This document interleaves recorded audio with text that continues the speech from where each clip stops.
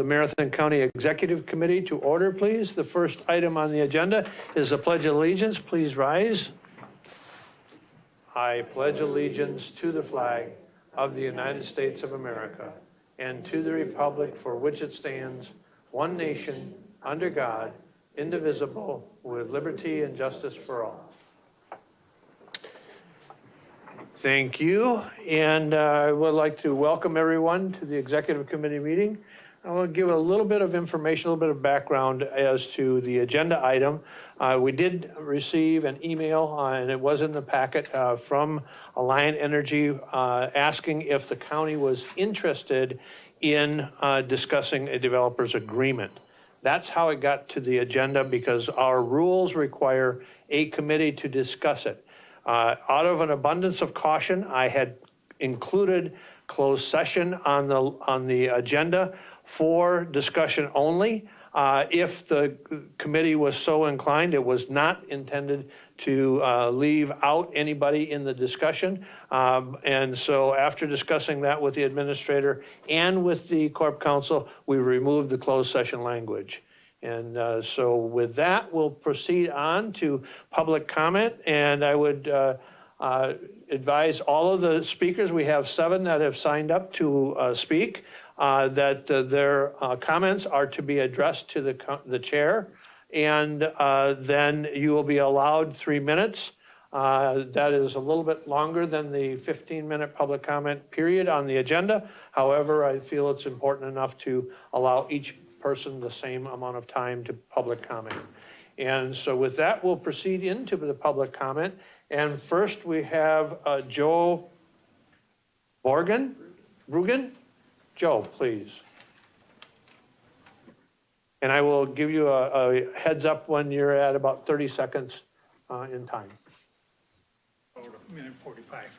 Okay, very good. Good afternoon. Thank you, Chair Gibbs, for my time. My name is Joe Bergen. I am the town chairman for the town of Day. I would like to provide comment within the agenda of the Marathon County Executive Committee dated Thursday, January 22nd, 2026. Agenda item 5A-2, discussion of a possible joint developers agreement between Marathon County and Alliant Energy for the development of Hub City Wind Farm. My concern is that Alliant Energy is asking Marathon County to enter into a possible agreement in hopes of sidestepping the local municipalities that are directly impacted by the projected wind farm. Alliant has already approached several local municipalities stating it would be too hard to conduct any sort of construction project if each township had separate guidelines during construction. They are seeking to gain more control by working with the county board to have jurisdiction over what, how, when work is completed within proposed construction sites. As you may have seen in the memo from Lance Leonard provided to each of you prior to this meeting, Alliant Energy provided a discrepancy of information as to the size of the wind project and how many residents it serves. I think that a company or person wanting to present would make sure that they would provide correct information. We all know that agreements, large or small, need to be considered very carefully.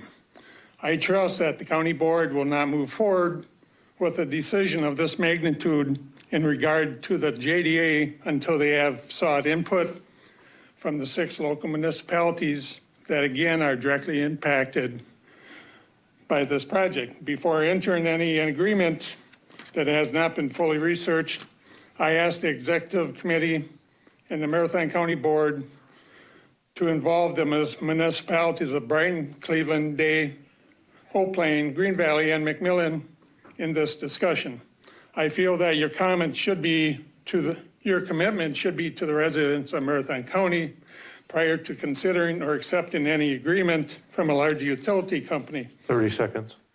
You are elected to represent the wishes of the majority of the residents of Marathon County, and it is imperative that you hear what's important to them. Thank you for listening and for your time.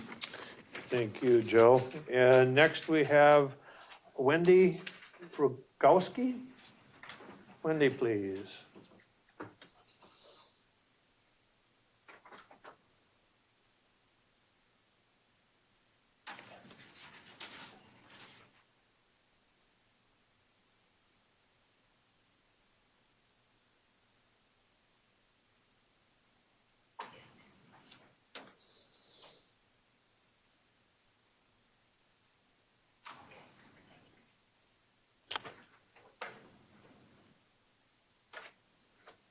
All right, Wendy, please. Good afternoon. My name is Wendy Rogowski. Thank you for hearing our public comments today. I'm a Green Valley Town resident. I'm here to comment on item 5A2, the request from Alliant Energy regarding potential negotiation of a joint development agreement between the county and towns involved in the project. My town is one of the now 6 towns this project will encompass. While I know you all need to consider the request before you, I urge you as a resident in your county to very carefully consider this request. Why do these agreements exist? I never thought I'd be involved in a fight like this, but in the last 3 years, I've learned a lot about renewable projects and their developers. My belief is that they are structured to primarily limit their liability and to shift their liability onto others. JDAs in other counties around us have proven unfair and one-sided in favor of the utilities and developers. For example, in the township of Saratoga in Wood County, I believe the standard was to use PACER to measure road conditions. The problem is the PACER method only evaluates the road surface conditions, not the underlying road conditions. This did not truly measure the subsurface damage from the profound weight allowed on their roads. It has been estimated the JDA using PACER would have provided for approximately $180,000 in compensation to the town, but the actual damage was upward of $500,000. Not having the JDA would have allowed the town to collect triple the damages with their already in place regulations, which would have amounted to approximately $1.8 million. Another issue I want to point out, in looking through the agenda packet of items for this issue, I noted the information given you from Alliant outlining this project is outdated. The information Alliant provided is from the original project plans. Now that they have expanded the project from 100 to 150 megawatts, they could not even take the time to give you all updated information about the newly expanded Hub City Wind project. This should be the first red flag about what is to come from Alliant in the future. Do not kid yourselves. The proposed JDA is not going to be designed to benefit the county and the towns. Alliant is a business, and as such, they are always looking at the bottom line. As a Marathon County resident, I do not want this project to invade my town for a myriad of reasons, which are much too lengthy for today's comment. My request today is that this committee stop the possibility for a JDA with Alliant at this juncture. Thank you. Thank you. Next, we have Jackie Dillinger. Jackie, please.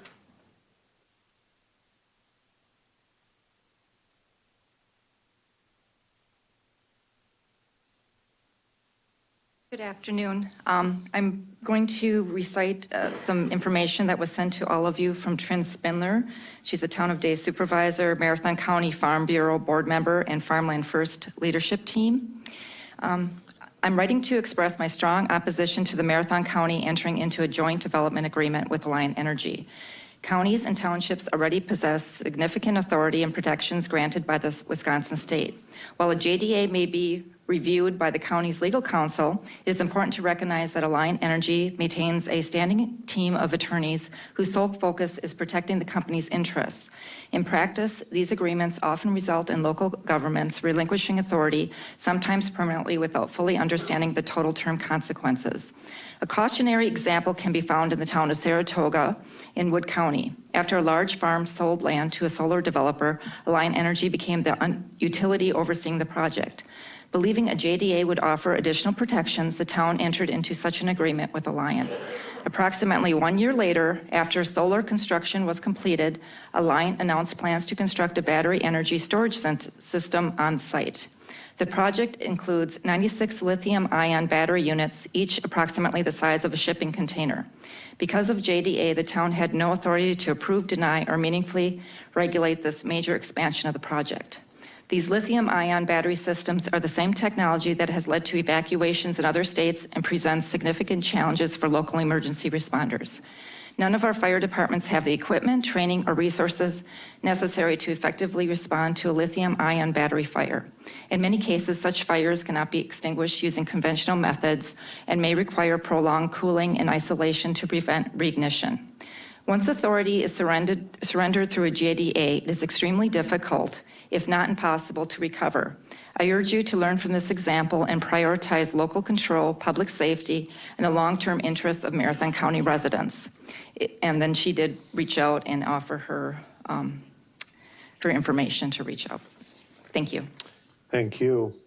Next, we have Cindy Nelson, please.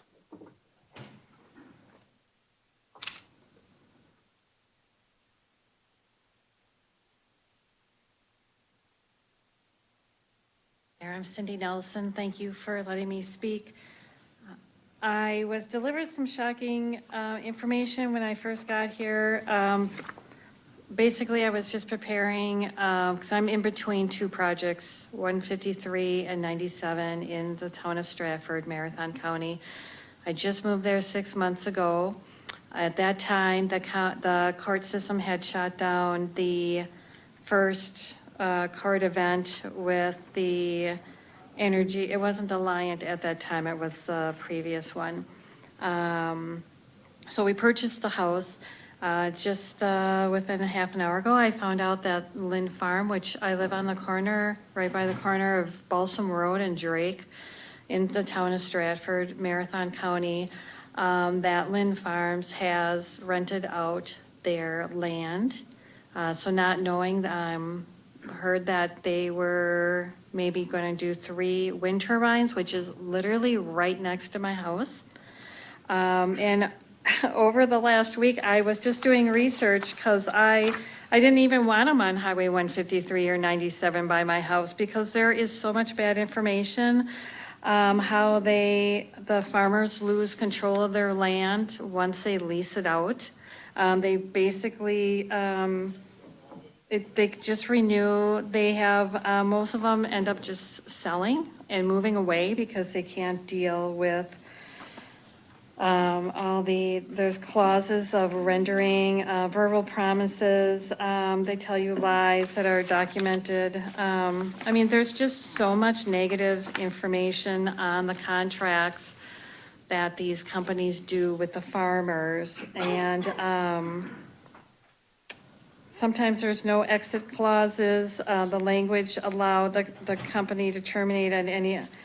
They're restricting the landowners to use like for farming or any other, whatever they use their land for. Now, the one right by my house is cows, and they usually grow corn around my house. So I don't know where that would take me if I can't sell. You know, we were told that nothing was going to happen. It's also, I looked on Marathon County's website and was reading a lot of information of how you 30 seconds, please. talk about preserving the soils for the farming, and Marathon County intends to preserve agriculture production capacity, farmland, water resources, and rural. Those wind turbines actually dry out the soil, and you really cannot grow anything on it. Now, I'm a huge gardener. We are planting 60 fruit trees. 10 seconds. 3 wind turbines around my house, it's to me right now, I'm having a mental nightmare. Time. So. Thank you. Thank you. Next, we have Trish Golbach. Trish, please.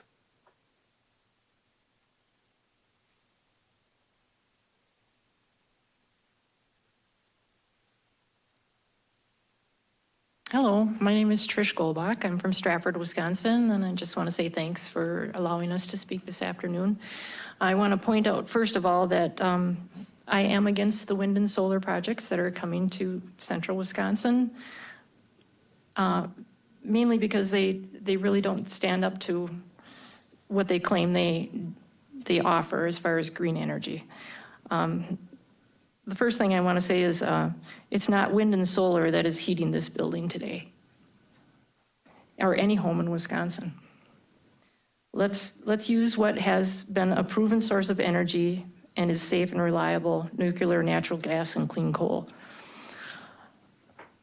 The other thing I want to say is that wind turbines affect animals and livestock.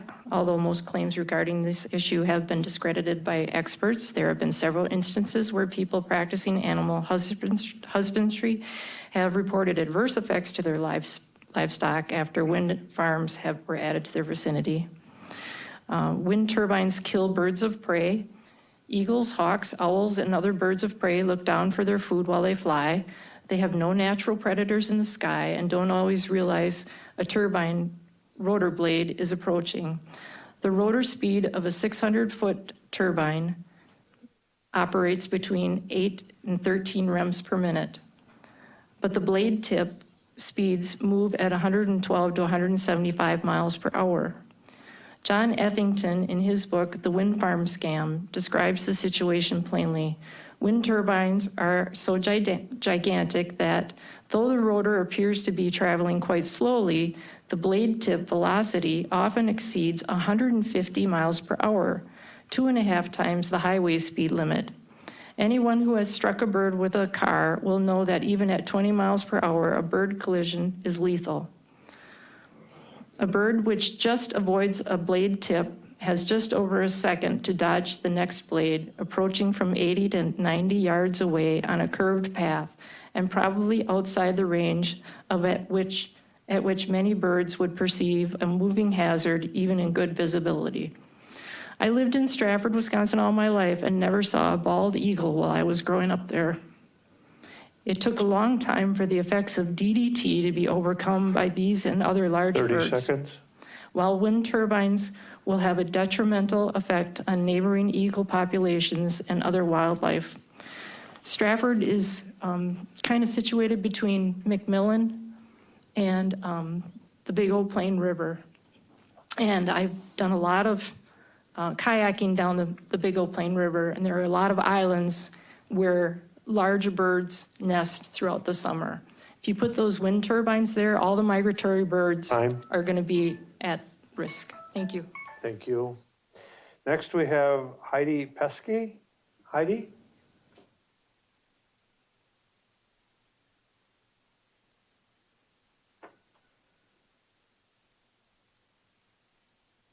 Hi. I'm Heidi Pesky. I live in the town of McMillan. Totally against wind turbines. Thank you, Chair and board members, for that. I'm asking you as representatives of Marathon County constituents to not enter into a joint development agreement with Alliant Energy or any renewable energy developer, since there are a couple of them now in Marathon County. The JDA will bind the county to the developer's interests before the full public process is complete. It will limit your ability to update ordinances or respond to new information.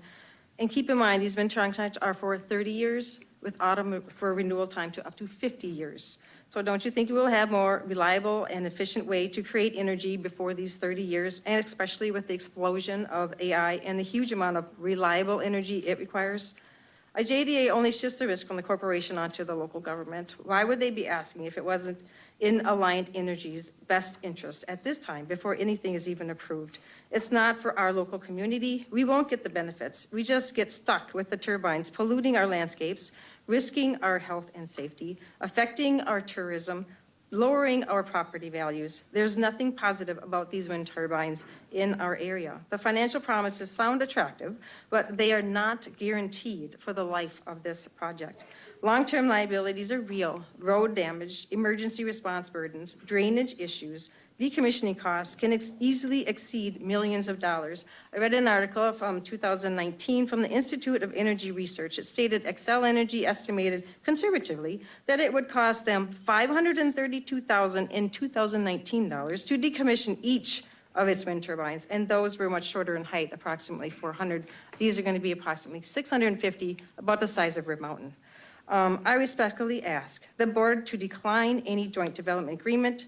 The majority of Marathon County is Republican, and if you would ask your county residents what they prefer, I believe they would overwhelmingly disapprove. Please take the time to review this thoroughly. Take a few months, do your due diligence, get the facts, talk to the other counties like Wood and Clark. If you approve this JDA, we will be stuck with the repercussions for generations. Thank you. Thank you. And last but not least, we have Dean Beck. Dean?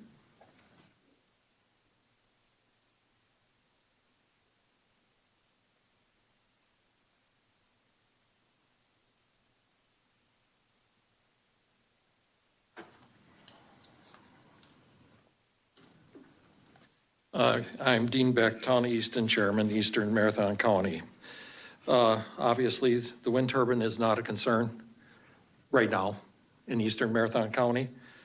But the concern I have with any of these is the loss of ag land, the detriment to tax and what the communities have to have around them. I understand they want, it's renewable energy, but it's in all the rural people's backyards, not the cities that are basically demanding the extra power.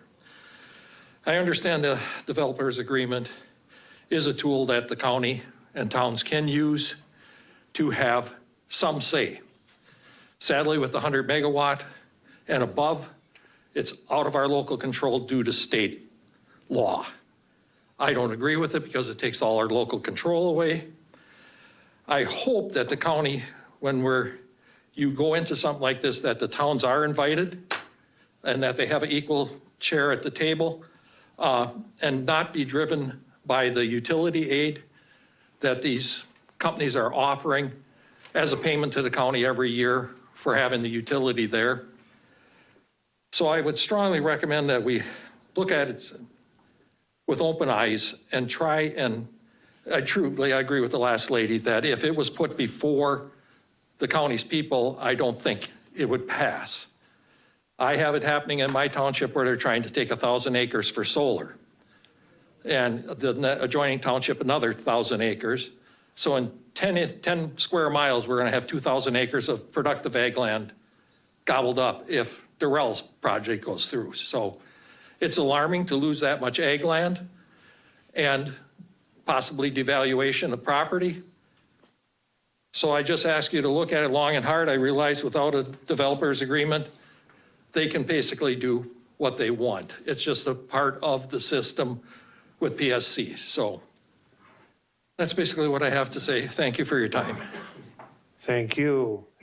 And that will then close the public comment period on the agenda, and we'll move on to item number 4, approval of the minutes of the December 18th, 2025 meeting. What is your pleasure?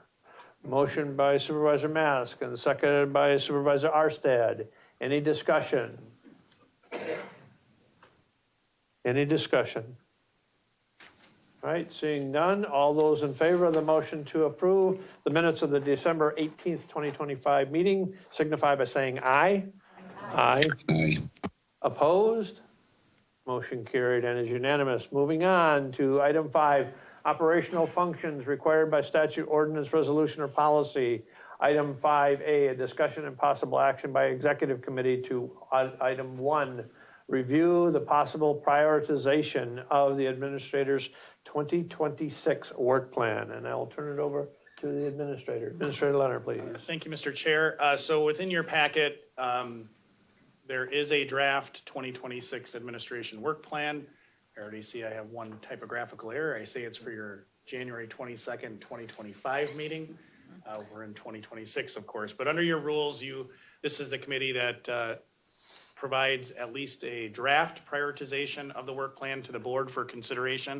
I'm not going to go through everything in the 2026 work plan, but I did go through and look at all the recent meetings of your committees to try to glean what has been discussed and what I think are the priorities that are out there for the rest of the year. They are not in any rank order, so please feel free to change it. This isn't something I put together in terms of what the priorities are, but under your rules, this committee would prioritize the work plan, but ultimately the county board adopts and directs the work of administration and county staff. So here's my thought. My thought is that you have 2 questions to ask. First, is there anything missing? And I try to keep the work plan pretty high level. I don't get into granular operations, but is there anything missing from a high level priority perspective? And we can add that. And then where do you want to see the prioritization move forward? My thought would be that if any one of you from this committee have any insight from your respective committees, that you provide that information to me. I'll add it, and if I can get that information in the next week, I can then circulate to this committee a survey that has all of these items, similar to what we did the last couple of years, but circulate this to you and then ask each of you to prioritize that on an individual basis. We then compile that information, and I can bring that compiled information back to you at your February meeting for further discussion. And hopefully at that meeting, you can make some formal recommendation ultimately to go to the full board in February to get that work plan adopted. We're working on all of these projects, or at least we're planning on, we're trying to make some headway in all these projects in 2026, but getting, again, some guidance from you on where you see the true focus would be helpful. To inform this, of course, I would normally go through my 2025 work plan. It's in your packet. I'm not going to go through it. We've talked about it a number of times. If you have questions, please feel free to reach out to me directly, but succinctly put, we made a ton of progress in 2025. We just got done having our all-staff training day, and I went through and gave a couple of highlights from 2025 and some from 26 that we're looking forward to. I'm very proud. I know staff are. If you have questions about the progress we made, happy to answer those. But that's my thought, Mr. Chair, on kind of where we are right now and what I'd be looking for from this committee and the full board. Happy to answer any questions, or if you do want to adopt a different strategy with respect to prioritization, I'm certainly open to that, but that was my suggestion. Again, it's consistent largely with what we've done the last couple of years. No, I think the process that we used last year when we prioritized the work plan worked well. It gave direction, at least as far as what the executive committee seen as the top priority items, and every one of these items have importance, there's no question. It's just a matter of, and there will be progress on some of those and possibly all of them. But if there's anything that each of you as committee chairs have had discussions with at your committee that's not reflective on the work plan, by all means, let the administrator know, or even bring it up now, and it can be added. And then we will disseminate this information to the exec committee for their consideration on prioritization, and provide that feedback prior to the next executive committee meeting. And then we'll go through that in discussion once we have that summary. Any other input, any other discussion from the exec committee? Supervisor Robinson, please. Thank you, Mr. Chair. Two from the finance perspective, I'd like to put something in there is to provide county board committees with regular financial updates. I know we've talked about that, but I would like to see it in the plan so that committees have that information on an ongoing basis. And I'd also like to capture language relative to the improvement of the 5-year capital plan. We've started to make that a meaningful document, but it's not there yet. And then a non-related area, and I assume that it would be covered, but we continue to have implementation issues associated with the broadband conduit in reserve bonding. I think it might be worthwhile to list that in there. I know there are plans to address that, but those would be my comments. Okay. Any other discussion? Any other comments from the executive committee? All right, seeing none, we'll move on to item 5A2, a discussion of the request from Alliant Energy for a joint developers agreement for the Hub City Wind Project. And again, the administrator provided the memo, and if there's any additional information you want to share, Administrator Leonard, please. Sure. Thank you, Mr. Chair, and I understand this is certainly to this committee and all board members, but the public as well, a very important issue. So I just want to start with candor with respect to what the request was, and I apologize if I gave the wrong impression. We got a 6-line email request from a representative from Alliant Energy, and I know a number of individuals made the comment that Alliant was reaching out to the county to essentially not have to engage the towns. And I apologize if my memo gave that impression. There is a specific line in the request that reads, The development has reached the stage where we would like to begin discussions about joint development agreements with local government units, including the county. So I apologize. I picked one line of 6 to put in the memo if I gave the impression that Alliant Energy was seeking to do something that I don't know whether they're attempting to do that or not. I apologize. I've never met Mr. Tinko in person before. I know it's a very important issue, as does the chair, which is why we tried to get it on the agenda very promptly. We got the email last week, Wednesday. Similarly, in terms of the discrepancy within the memo that I highlighted, none of the materials in the packet came from Alliant. Those were things I tried to pull just to give some background to the committee. So I think the characterization by one of the members of the public commenters is likely accurate. The information that I pulled from the website, specifically the PDFs that refer to the project originally as being 100 megawatts, I don't think they've been, my sense is they haven't been updated. I'm not going to speak for Alliant. But their cover page on their website does reference the 150 megawatts.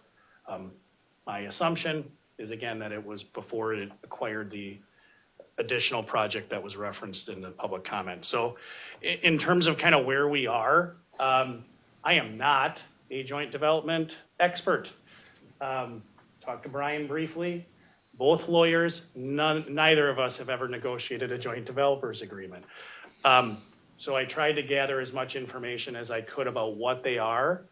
But again, candidly, I have not ever negotiated one, and I certainly don't have a great deal of any expertise as to what they typically control. But my understanding is, I'd start from the premise that I believe everything is on the table, provided the developer would want to talk about it.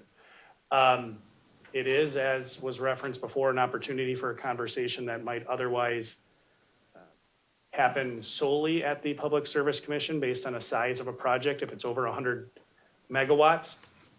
Of course, there's not anyone from Alliant here today. I know Chair Gibbs had hoped to have that request of Alliant, and Alliant was going to try to have someone here to answer any project questions. I can't answer any project questions. I don't believe anyone from a staff perspective can on this project. But should you wish to move forward with a conversation, I would imagine that would be important. So what is a joint development agreement? Again, it's an agreement that can include not only one municipality, but I understand it can include multiple. It could have all of the towns be involved, and it could have the county involved as well. In terms of my understanding relative to the project, they are at, according to the representative, they're at the phase where they would be interested to begin those conversations. Their website reflects that in 2026, they intend to submit a permit application to the Wisconsin Public Service Commission for consideration based on the size of that project. So should, again, the board wish to start that conversation, my initial sense, and Brian, keep me honest here, I think you have the board has a couple of considerations, and I say the board intentionally, because any decision to move forward with a joint development agreement, I think would benefit from being a full board discussion as opposed to a single committee, because it does impact the county and certainly towns in a number of ways. But even if you get to the stage, I think it's important to remember, even if you get to the stage where negotiations are ongoing, they are successful in the fact that you get a final document for consideration. That final document for consideration would ultimately be considered by the full board. So even up till the last moment of a joint development agreement being signed, I think you have a lot of time. We tried to get this on the agenda promptly because again, I get the sense it's a very important issue that people feel very passionately about. But I don't want to say, hey, we need an answer tomorrow. And I don't have a great answer for you as to what that might look like, other than if you wish to even entertain a conversation. My sense is it would be helpful to the county and to towns to have someone who's had that conversation in another context, or had experience having similar conversations be part of it. So what does that mean? I think we would we would be benefited by having outside legal counsel or outside consultant assistance should you wish to do that. So I know nothing is, that I gave you right now is overly detailed. My memo was, again, meant to get as much information as I could to you as promptly as possible. But with that, Mr. Chair, happy to try to answer any questions.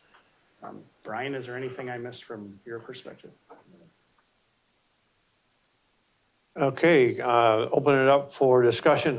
One of the things that I thought we might have is potentially have Alliant come to a special meeting of the full board and give an overview of the project, and then have the next set of discussions as to where does this board want to move forward, if at all, with a joint developers agreement. Again, it's a board decision. I'm not trying to make that decision. I'm trying to provide the opportunity for the board to be engaged in that discussion. So I open it up to the committee members. Supervisor Robinson, please. Mr. Chair, would it be possible to have CPZ staff or others just to give us the overview of what authority we do have under current statutes relative to adoption of the ordinance and others? My understanding is very limited. And then I would also like from the Corp Council an opinion relative to the process if we adopt a joint development agreement. We can impose restrictions because it's an agreement, but if Alliant walks away from that joint development agreement, do we have the ability to impose those requirements through a different vehicle? One clarifying point on that is that if they walk away from an agreement after it's been signed? No, or before it's been before we get finalized. there? Okay, just to be clear, thank you. So absolutely, there's a couple of questions and a couple of requests in there that I see. A request for CPZ to provide feedback as to what authority we have and what we don't have. And then also a question to Corp Council. So we'll definitely get those answers. Other discussion? Supervisor, please go ahead. Thank you, Mr. Chair. I sent an email on Monday with a lot of these same questions that Supervisor Robinson just asked, and I'm wondering if we've made any headway on those, which was a lot of, like, who holds their feet to the fire if we go into an agreement and they renege on the agreement, you know, what do we have left after that? And if we do escrow accounts and they don't follow through on it, what is our recourse? Did we get any answers on any of those questions? I can tell you from a basic legal sense that if we have a contract, which is what a joint developers agreement is, in place, and they breach that contract, generally speaking, litigation would be the way in which you enforce the terms of that contract. And I can tell you that that probably would not be a quick process as the courts roll. You may be able to get temporary injunctions and things like that, but you know, a final resolution would not necessarily come overnight on those issues. Just so that everybody's aware that if we get into that litigation process, it's generally not a fast one. Administrator Leonard? Yeah, just to add, I think that is particularly, some of your questions are particularly the reason that I think it would be helpful, not just for Brian to offer a corporation counsel's opinion, but I think we'd be well served to get someone who has, one, negotiated one of these contractual agreements to come to the full board and be prepared to answer, quite honestly, a number of the questions, all of the questions that you laid out. Because my sense is similar to my experience is similar to what Brian's is. Like, we had general litigation experience and what that would look like.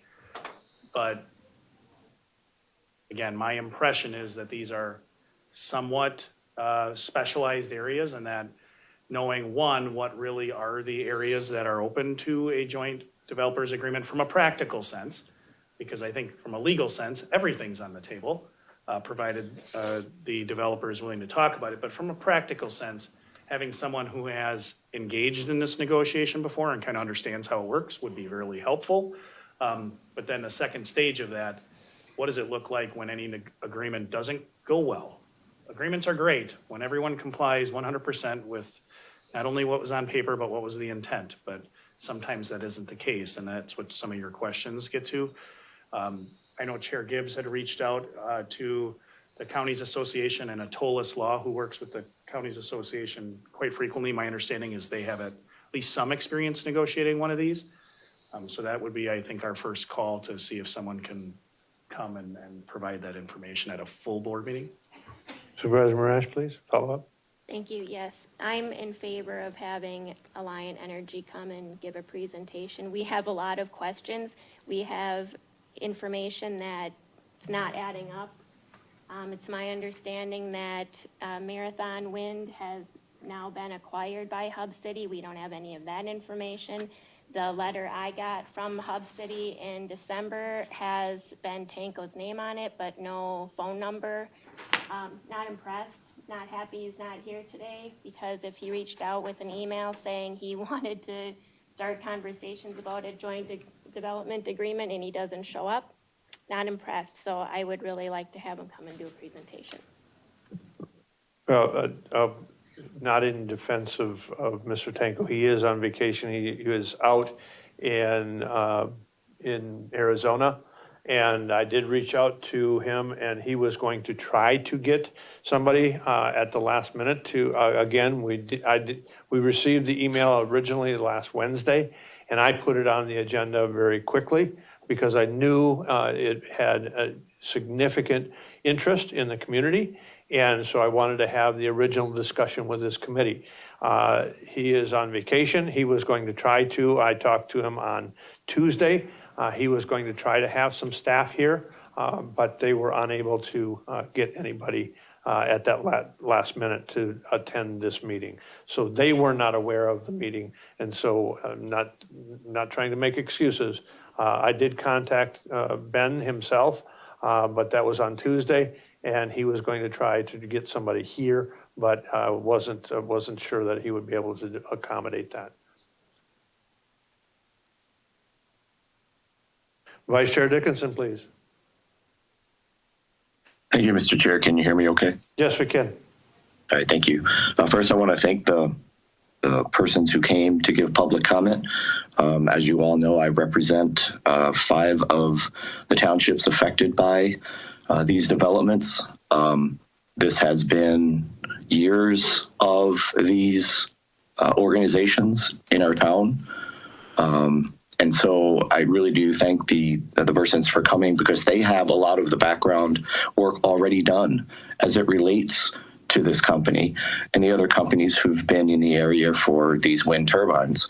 I would mention Farmland First as an organization that we should be talking to about the truths about what wind turbines of this scale do. That organization has been working for years throughout with our state legislators and others, talking to community members.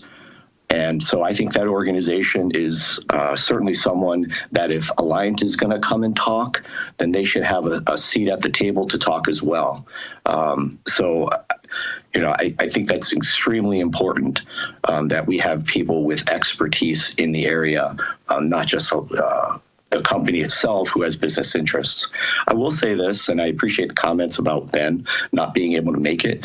They have dozens of people that work for them. And so I don't care if it was Tuesday. This is on the agenda.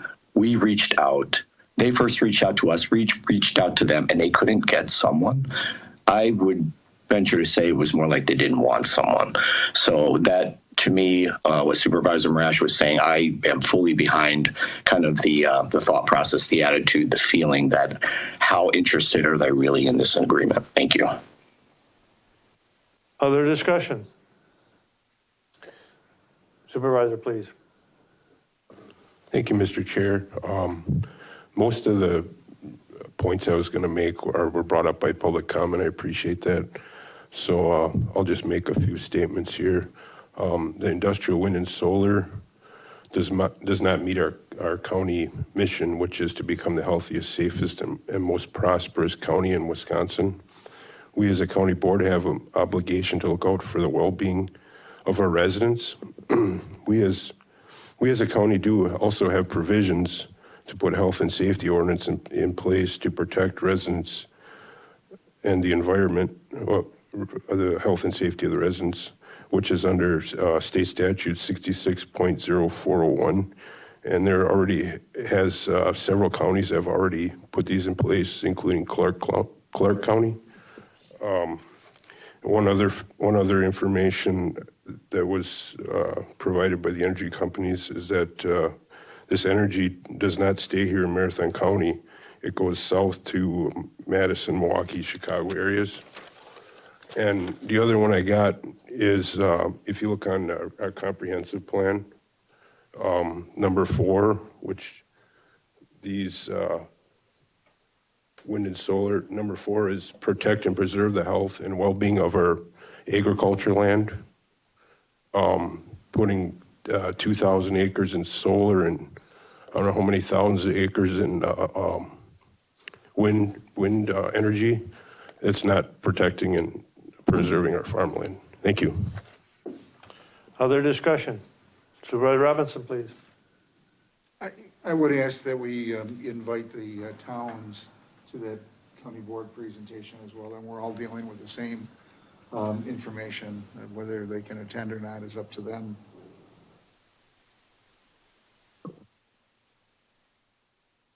Okay, Supervisor Morash, please. Thank you, Mr. Chair. So in Administrator Leonard's memo and information in our packet, next step, first bullet point, mentions a task force. Would that be something that, I know, I'm sorry, and I really, it makes parts of me twitch, just the words task force, but seriously, can't stand it. But if it's a way to get the towns and the county the ability to discuss what we can do, I'm just spitballing here. That's Administrator exact- Leonard, please. Thank you, Mr. Chair. That's exactly what my memo was, spitballing. I tried to put as much thought as I could quickly into what I think are a wide range of options for you, and a task force is one. I actually had a conversation with Chair Gibbs. Somewhat analogous, and I don't want to say exactly, but it's somewhat. Oh, my mic went off, sorry. Thanks, Kim. You shot me a look and I knew what it was. Apologies. So when Chair Gibbs and I had a conversation, I believe it was on Thursday, about, again, I tried to put as many ideas on paper as quickly as I could to get something in your packet. It's somewhat analogous to the conversation a number of years ago, in my mind, that the board had relative to metallic mining.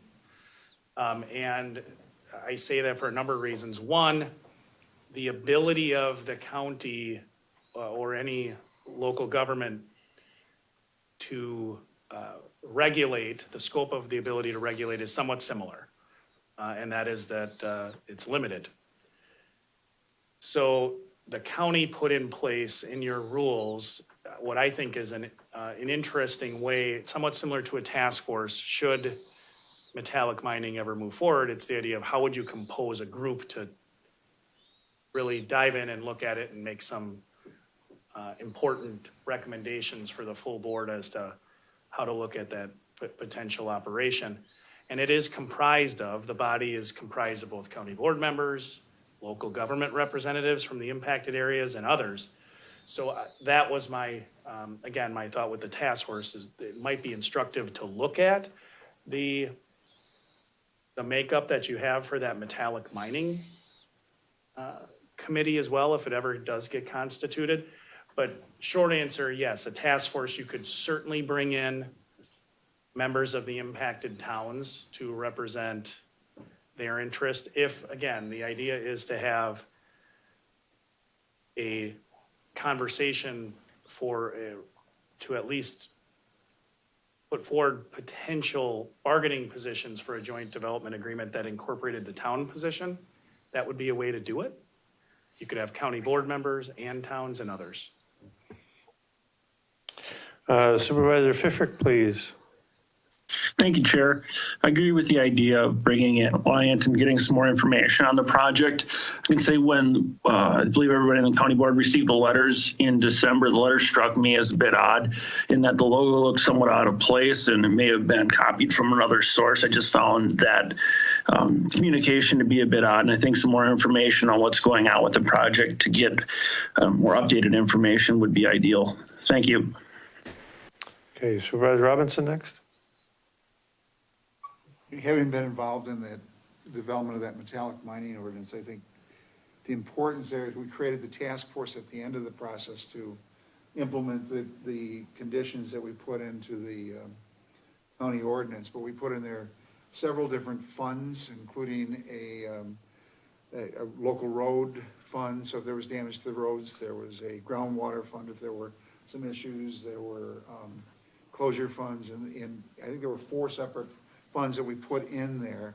And I think we might want to give consideration to what are the issues and what would be the parameters of those discussions, and could we create those funds to deal with the long-term care and implications. But not only should we look at the task force and how it's organized, but how they went about creating those protections in that ordinance. And it was a fine line walking between what the state allowed and we could do. We didn't want to go too far because the legislature was looking at potentially restricting the ability of counties to regulate in that area. But I think it's a good model, and I think Scott Corbett, who was in the Corporation Council, did a great job of putting that together. Other discussion?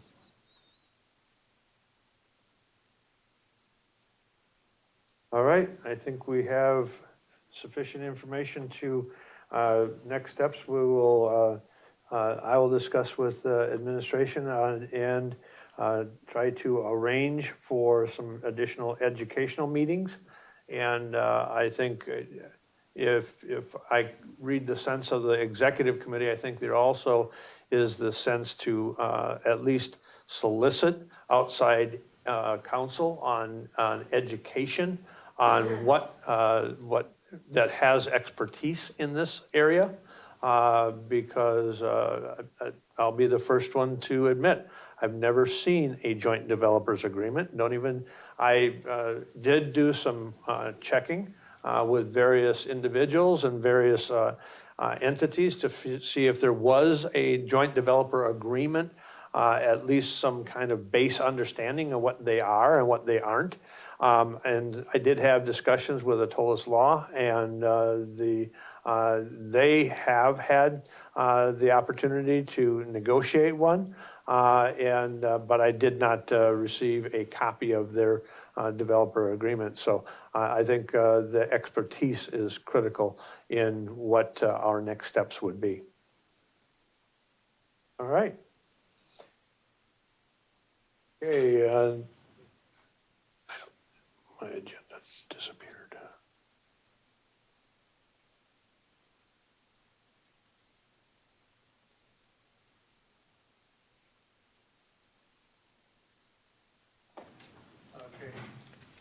Next agenda item is discussion and possible action by exec to forward to the county board for approval the Marathon County 2026 Comprehensive Plan draft available. And we have with us the CPZ Director, Lori Miskimmons, to give us a little bit of an overview of the feedback that they have received on the draft comprehensive plan by each of the standing committees, and a little bit of a timeline on the next steps. Floor is yours, Lori. Thank you. Thank you, Chair Gibbs. As Chair Gibbs said, he wanted me to give an update on what we've heard from the standing committees already. As a reminder, after we got the direction from the executive committee that we could put that draft back out to the standing committees, we did take that to all those committees in January, and we also are giving them the opportunity to discuss it again in February. Thus far, we've talked with the committees mostly about just objectives that may or may not be missing. So some of the comments we received at Health and Human Services, there was discussion about whether or not we should have an objective specific to homelessness.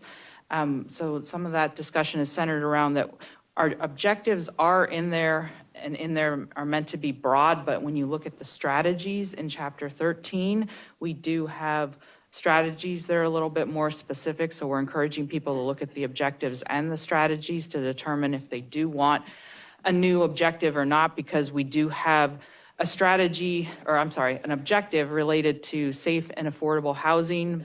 And then if you go into Chapter 13 and you look at the strategies associated with that, we do mention homelessness as one of those strategies that we're going to work on. So that was one bit of feedback we got back from Health and Human Services. I believe they're going to discuss it again at their February meeting to determine if they want an actual objective or if the strategies in Chapter 13 resolve that question that they had. At infrastructure, we talked a little bit about the high-speed internet, and I'm working with the IT director just to make sure some of the information in that chapter is as accurate as it can be. So we're going to make that change. We also had some feedback about that there isn't a child care objective specifically as well. So that's been brought up. Again, we do have some objectives in Chapter 3 and 10 that broadly refer to things related to child care and economic development. And then when you go to Chapter 13, there are definitely strategies that support that. We do actually have in Chapter 13 a strategy that relates to childcare and economic development. So basically, most of the conversation has centered around whether or not we need additional objectives, and I think that conversation will continue in February, and I think that's ultimately up to the board to decide if they want to add additional objectives, but we are encouraging people to definitely look at the strategies first as well. In terms of timeline where we're at, we're continuing to seek feedback from the committees. We've also put some more correspondence out to the public and the towns and the municipalities and interested stakeholders to give us additional feedback and encourage them to come to the February 12th executive committee meeting as well if they had any other feedback they wanted to give related to the draft plan. At the February 12th meeting, we would be looking for the executive committee to put forth to finalize what they want that draft to look like. So that's going to include if you want additional objectives, anything like that. But at that meeting, we would be asking you to put forth a resolution that would put a draft out there that you are intending to put up for adoption. And then that would start the clock to a public hearing that would happen in March. And then the county board could then take up adoption of that comprehensive plan in March. And I'm sure I missed a few points, so. Questions for Lori? Oh, you must have covered it all, Lori. All right, thank you. We'll move on then to a review of the 2025 work plan. Administrator Leonard, please. As I said before, I'm not going to go through it. You guys can certainly read anything if you want highlights. I can certainly give them to you, but well, I'll start with this. I highlighted for just 5 things from 25 for our all-staff training earlier this week. And I started with the facility relocations that we've had over the last year, but really it relates to the board's adoption of our comprehensive renovation of the Lakeview campus. Really, it's about a 7-year project from planning through final execution. About half, just shy of half of your county departments have moved. We've now are in a position to divest 4 standalone buildings, which is, you'll see in your draft 26 plan, those are priorities. It was a big undertaking. Staff really did an outstanding job, and it really has reshaped how we deliver services. So very proud of that, finishing that last link in the chain up in 2025. Also, a fair number of other pieces. We opened the Forensic Science Center. We're now, if you look at a map of the state of Wisconsin, apart from Green Bay, everything else relative to forensic pathology is in southeast Wisconsin, and then there's us. Operations are going well. We still need to continue to increase the number of counties we've served, but our onboarding with them is going quite well. We have 2 outstanding forensic pathologists. We've added an autopsy supervisor. Really proud of that. I mean, I think any county in the state of Wisconsin would be proud to open that facility. Again, the grand opening was attended by federal representatives, numerous state representatives, state senators, representatives, and the governor was here. Really kudos to the board for its leadership on making that happen. But that was certainly a big undertaking. A priority for the HR Finance and Property Committee and the full board was cleaning up and addressing our backlog of tax delinquent properties that was more than about 15 years in the making. In the work plan, I talk about how we've decreased the number of outstanding tax certificates. Those are the things that every year, if you don't pay your taxes, you get issued a tax certificate. The number of tax certificates that's outstanding from kind of when we started measuring back in October, the end of 2024. So October of 24 to present, it's down by just shy of 65%, 64.56%. More importantly, the dollar amount of the outstanding taxes on those tax certificates is down by more than 83%. So a lot of departments really have contributed to that, but that was a big piece as well. We made some criminal justice enhancements. I'll talk tonight about the role of our data officer in making a lot of changes relative to better understanding data within the sheriff's office and Central Wisconsin Airport with the number of calls there. Really have done a lot of work examining our partnership with Rib Mountain for law enforcement services, and she rebuilt our case management tool with one of our, that's used heavily by one of our contracted service providers. And the DA's office got $1 million in grants. So on the justice system side, a lot of important enhancements there to better serve the public. And then the last thing I'll talk about, and again, credit to the board about putting priorities in place, compensation and benefit changes for employees.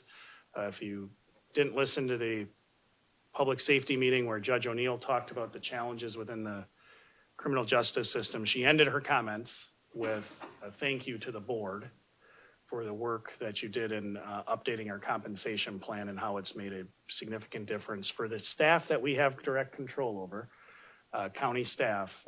That has been a real godsend with respect to retention and also recruiting. So those were the high-level updates from 2025. But your staff here at the county really did another exceptional job this year of carrying forward a lot of priorities. But I'm happy to answer any questions, Mr. Chair. Any, Supervisor Mast, please. Thank you. I'm going to be on WebEx tonight, so I'm not going to trust that I can get through. One of my questions is, we have 3 squad cars now and 3 officers dedicated to Rib Mountain. Is that right? I believe that's accurate.